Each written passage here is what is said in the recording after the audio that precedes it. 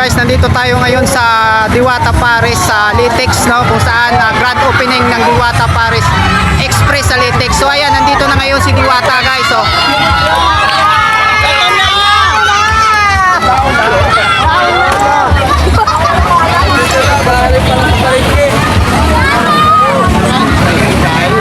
ayan guys, si Diwata.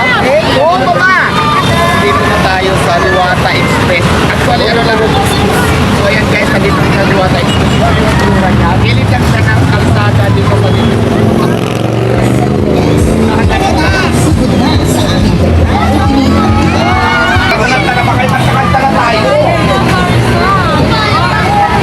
So ayun guys, ngayon grand opening ng Diwata Express dito guys sa Litex.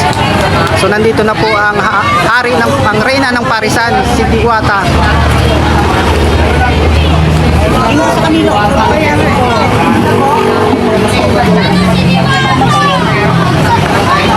Kaya lang maliit lang. So,